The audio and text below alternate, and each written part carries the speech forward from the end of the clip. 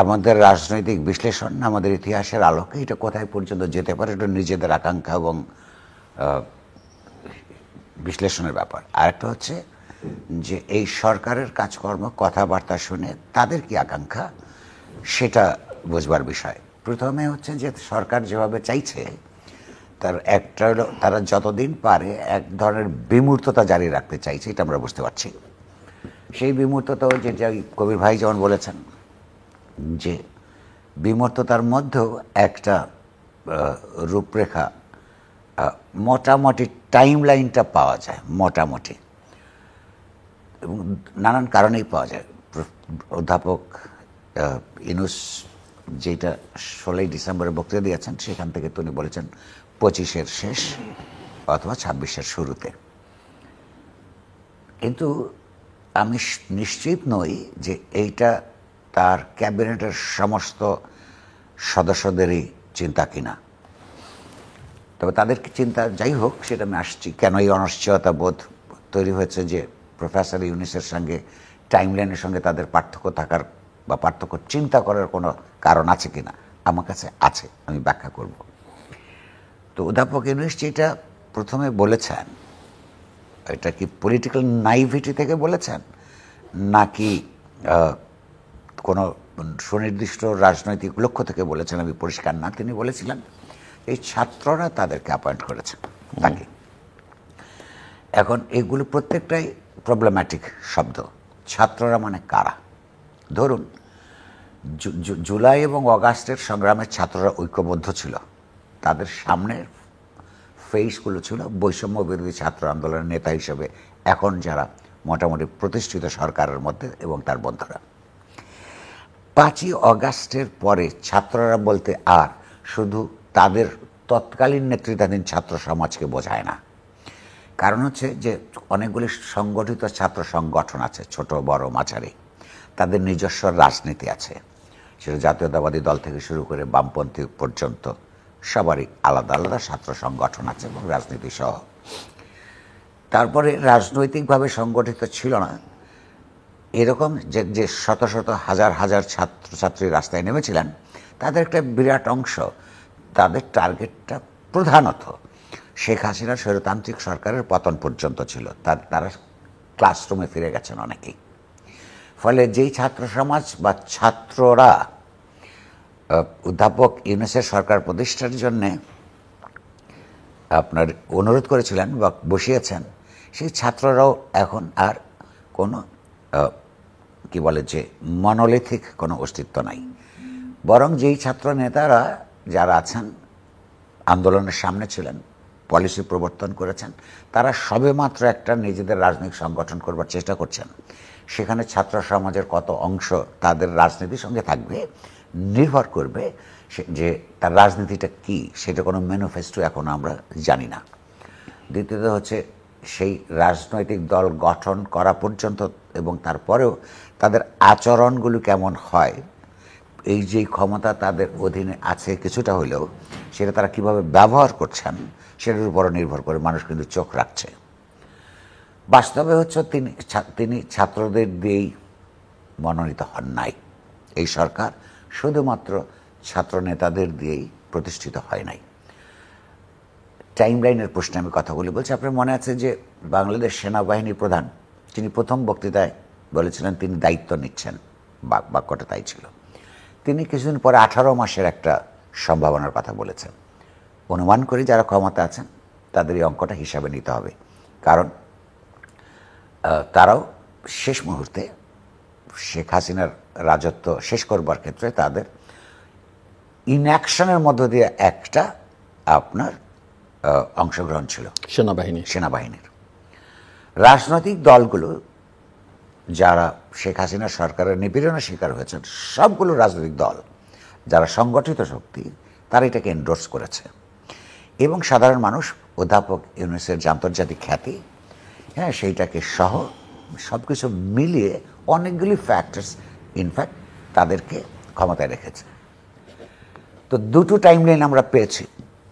অনুমান করি, এবং এখন ওই প্রশ্নটা পরিষ্কার করতে চাই যে কেন মনে হয় যে 1.5 বছরের আর্মির দেওয়া একটা টাইমলাইন কিংবা অধ্যাপক ইউনূসের দেওয়া এরকমই ধরতে গেলে 1.5 বছর হিসাবেই পাওয়া যায় তারটা। উনি বলেছেন 25-এর শেষে অথবা 26-এর প্রথম কোয়ার্টারে, এরকম একটা ইঙ্গিত তার আছে। যেটা পাওয়া যায় না তৃতীয়ত, সেটা হচ্ছে ছাত্র নেতৃত্বের, বৈষম্যবিরোধী ছাত্র নেতৃত্বের। কারণ তারা এক রাজনীতি করবেন এবং রাজনৈতিক দল তৈরি করছেন, এটা ওপেন সিক্রেট। তো রাজনৈতিক দল করা মানে ক্ষমতার সঙ্গে সংশ্লিষ্টতা থাকবে, ক্ষমতা যাওয়াই হচ্ছে যে কোনো রাজনৈতিক দলের লক্ষ্য। তো তারা আগামী নির্বাচনকে কেন্দ্র করে নিশ্চয়ই একটা তাদের শক্তি সংহত করবার চেষ্টা করবেন। তো ফলে তাদের জন্য বিলম্বিত নির্বাচন ভালো। ফলে এই যে সময় রেখা দুই জায়গার থেকে আমরা ইঙ্গিত পেয়েছি, এইটা তাদের চিন্তার এবং স্বার্থের বাইরে যেতে পারে। এর বাইরে যারা ইন্ডিভিজুয়াল হিসেবে আছেন, বিভিন্ন প্রধানত এনজিও থেকে এসছেন, তাদের কথাবার্তার মধ্যেও আমার মনে হয় যে তারা দ্রুত ক্ষমতা ত্যাগ করে নির্বাচিত সরকারের কাছে ক্ষমতা হস্তান্তর করে তাদের দায়িত্ব শেষ করবার ব্যাপারে তাদের খুব পরিষ্কার আগ্রহ আছে বলে মনে হয় না। সাম্প্রতিক কালে অন্তত 2-3 জন অধ্যাপক ইউনূসের ক্যাবিনেট মেম্বারদের বক্তৃতা থেকে বোঝা যায়। যেমন ধরুন রিজওয়ানা চৌধুরী, ব্যক্তিগতভাবে ভালো, রিজওয়ানা হাসান, উনি গণতান্ত্রিক সংস্কার প্রবণ বা পরায়ণ একজন সদস্য, মন্ত্রিসভার গণতান্ত্রিক সংস্কার চান এবং তিনি বিশ্বাস করেন না যে রাজনৈতিক দলগুলো সংস্কার করতে পারে। তার যুক্তি কি 53 বছরে তো করেনি। ইনফ্যাক্ট এইটার মধ্যে যদি উনি পলিটিক্যালি নাইভ হয়ে থাকেন তাহলে আমার কোনো কিছু বক্তব্য নাই। কারণ হচ্ছে যে তিনি আসলে তো এত বড় একটা সংগ্রামের মধ্য দিয়ে যারা এইটাতে আত্মাহুতি দিয়েছে, তাদের সঙ্গী সাথীরা যারা সারভাইভ করেছেন, সমাজের মধ্যে যে আকাঙ্ক্ষা তৈরি হয়েছে গণতান্ত্রিক সংস্কারে, সেটা করবার উদ্দেশ্য এটা কোন খারাপ না। কিন্তু রাজনৈতিক সংস্কারের যে সমাজতত্ত্ব নাইভ বলে আমি বলবো, এটা উনি বোঝেন না। বুঝলে খেয়াল রাখতেন যে বইয়ের মধ্যে কিন্তু অনেক ভালো ভালো কথা থাকে। আপনি আমাকে একটা বিপ্লবের উপর বক্তৃতা দিতে যদি দেন 2 ঘন্টা, আমি অনুমান করে খুব সুন্দর একটা বক্তৃতা দিব সারা পৃথিবীর বিপ্লবের ইতিহাসে কী কী হয়েছে এবং বাংলাদেশে কেন বৈপ্লবিক পরিবর্তন দরকার, কি করলে সেটাকে বিপ্লব বলা যাবে বা করাও যাবে। কিন্তু সংস্কারের এবং বদলের কতগুলি সমাজতত্ত্ব আছে, এটা খুব ধীর গতিতে বদলায়। লক্ষ্য করুন যে মঈনুদ্দিন ফখরুদ্দিনের সরকার যখন সংস্কারের কথা বলেছিল এবং সেইটাকে যারা সমর্থন করেছিল, তখন সংস্কারপন্থী বলে একটা গালির হিসেবে এই শব্দটা আপনার সমাজে প্রচলিত হয়েছিল। যারা এটা গালি হিসেবে দিয়েছে, রাজনৈতিক দলগুলির প্রধানরা, বিশেষত এবং তাদের লোকেরা, তারা গত 20 বছরে ইতিমধ্যে নিজেরাই কারোর 31 দফা, কারোর 29 দফা ইত্যাদি সংস্কার কর্মসূচি মানুষের সামনে হাজির করেছে। তার মানে সমাজে যে ইতিমধ্যে গণতান্ত্রিক সংস্কারের আকাঙ্ক্ষা তৈরি হয়েছে, রাজনৈতিক দলগুলো সেটা বুঝতে পারছে। বুঝতে পারার কারণে সেই আকাঙ্ক্ষার চাপেই তাদেরকে সংস্কার কর্মসূচি নিয়ে কথা বলতে হচ্ছে এবং কি করবে এগুলি বলছে। এর মানে হচ্ছে যে কখনো কখনো চাইলেই হয় না। গত 53 বছরে যে করে নাই, তার একটা কারণ হচ্ছে, অনেক কারণ আছে, তার মধ্যে একটা কারণ হচ্ছে সমাজে একটা সর্বব্যাপী চাহিদা তৈরি হয় নাই, যেই চাহিদার চাপে রাজনৈতিক দলগুলি তো করতে বাধ্য হবে। এখন সেই চাপটা আছে।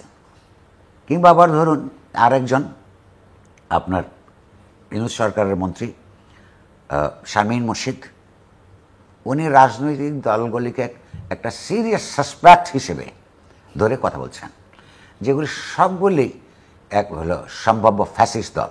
আচ্ছা, ফ্যাসিজম কিন্তু একটা দর্শন, সেই ফ্যাসিজমের সঙ্গে অ্যাজ এ পলিটিক্যাল ইডিওলজি সেই হিসেবে উনি বলেছেন কি না সেটা আমি জানি না, দেখা হলেও জিজ্ঞেস করতে পারবো। যেমন ধরুন এক নেতা এক দেশ, এর একটা ফ্যাসিস্ট স্লোগান হিটলারের ছিল, এক নেতা এক জাতি এক দেশ। কিংবা ধরুন সমস্ত রাষ্ট্রের সমস্ত ক্ষমতা এক জায়গায় কুক্ষিত করা, কেন্দ্রীভূত করা। কিংবা ধরুন অন্য কোনো রাজনৈতিক দল বা সংগঠন কিংবা চিন্তাকে কোনো অবস্থায় বরদাস্ত না করা। বাংলাদেশে এই মুহূর্তে যে সমস্ত রাজনীতিগুলি অপারেট করছে, ফ্যাসিজমের যতগুলি আপনার ফ্যাক্টরস হলে ফ্যাসিজম হয়, এই প্রধান তিনটা, আরও আছে নিশ্চয়ই আছে, এই তিনটার প্রত্যেকটার ব্যাপারে এই দলগুলিকে ফ্যাসিস্ট বলা যাবে এটা আমার মনে হয় না। এটা আসলে অগণতান্ত্রিক তো বটেই। যে সমস্ত দলের অভ্যন্তরে কোনো নির্বাচনই হয় না কখনো, সেগুলো কোনো অবস্থায় দিয়ে কোনো গণতান্ত্রিক রাজনৈতিক প্রতিষ্ঠান নয়। সেই সংস্কারের কথাও বলা হচ্ছে এখন, এটা মানুষ চাইছে, এগুলো তাদেরকে করতে হবে। কিন্তু তাদেরকে ফ্যাসিস্ট সম্ভাব্য ফ্যাসিস্ট দল মনে করে তাহলে সংস্কারটা তাদেরকেই করতে হবে, এই ম্যান্ডেটটা নেওয়ার জন্য তাদেরকে একটু রাজনৈতিক সংগঠন করার যে পরিশ্রম, এটা করলে ভালো হয়। আর যদি না করে তাহলে মানুষ এটাকে আমার মতন সবাই সিম্প্যাথেটিক সমালোচনা নাও করতে পারে। আমি তো তাদের পলিটিক্যাল নাইভিটি দিয়ে কিছুটা ব্যাখ্যা করবার চেষ্টা করছি, অন্যরা কিন্তু তাদেরকে ক্ষমতার লোভ হিসাবে এটা আখ্যায়িত করবে। ফলে এই কারণে আমি বলছি যে ইউনূস সরকারের মধ্যে অন্তত 3 ধরনের এলিমেন্টস আছে। একটা হচ্ছে ইউনূস সাহেব নিজে, 18 মাসের একটা টাইম লাইন তার মাথায় আছে বলে মনে হয়। আর একটা হচ্ছে ছাত্ররা, যারা মাত্র রাজনৈতিক সংগঠন গড়ে তুলতে চাইছেন, তারা একটা নির্বাচনে জিতবার মতো সংগঠন তৈরি করা পর্যন্ত নির্বাচনের দিকে না যেতে চেষ্টা করবেন।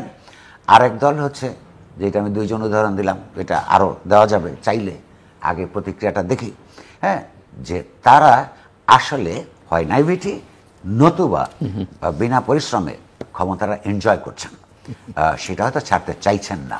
এটা বাংলাদেশের মানুষ খুব ভালোভাবে নিবে না।